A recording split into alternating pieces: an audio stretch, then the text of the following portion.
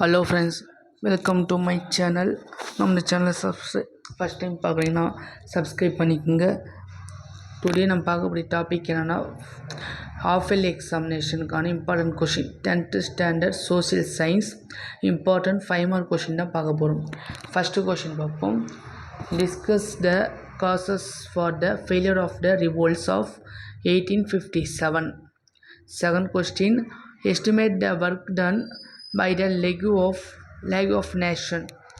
Third question, write about southwest monsoon. It's a very important question. Fourth question, explain the silent feature of Constitution of India. This is a very important question.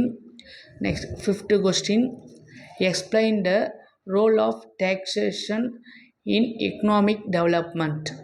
Sixth question, describe the role of Tamil Nadu in the civil disobedience movement. Seventh question, trace the reasons for the formation of BRICS and write its objectives. Eighth question, bring out the types and distribution in Tamil Nadu. Next question, what are the methods of calculating GPD, gross domestic product, and explain it. 10th question, discuss the main causes of the First World War. 11th question, evaluate the contribution of Ramakrishna Paramahansa and Swami Vivekananda to regenerate Indian society.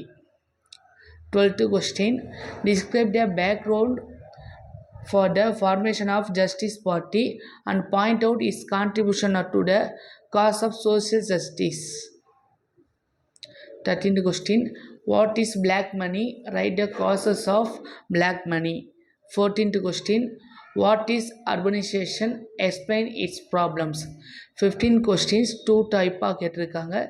A1 district difference கேட்டிருக்காங்க. Metallic and non-metallic minerals. Second one, food crops and non-food crops. Yes, 2 questions சேர்த்து ஒரு வர்க்கும். Give reason for the following.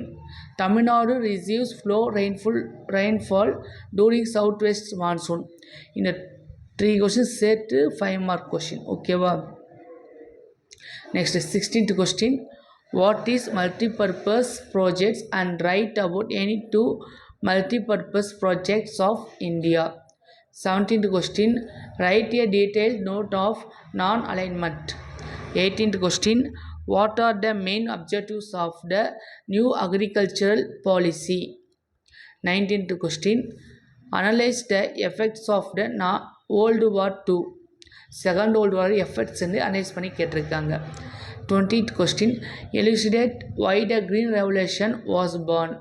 என்ன ரீசனுக்காக green revolution வந்தது. ஓகேவா? 21st question, describe the major challenges of Indian industries. 22nd, what are the power and functions of the chief minister. Next question, write about self-respect movement. 24th, give the importance of Himalayas. It's a very important question. 25th, write the challenges of globalization. இது வரைக்கும் 5 mark பார்த்தோம்.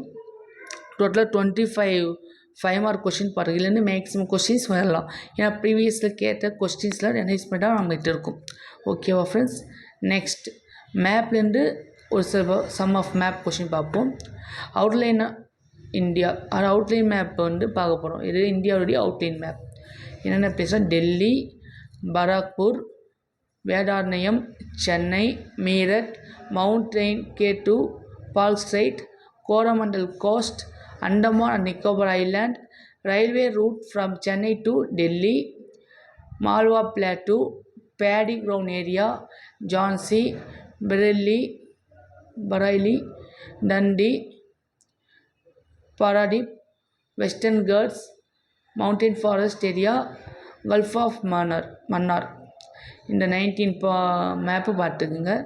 Tamil Nadu map பார்க்கும்போது அவுட்லைனில் Vaigai river, Doddabetta, Mettur dam, millets production area, Ennore, Kodikkarai, lignite, Thamirabarani plains, bay of Bengal, sugarcane growing region, Thoothukudi, international airport, Doddabetta, Pulicat lake, birds sanctuary, any one. இந்த கொஷின்ஸை நல்லா படிச்சுக்கோங்க. ஓகேவா ஃப்ரெண்ட்ஸ்?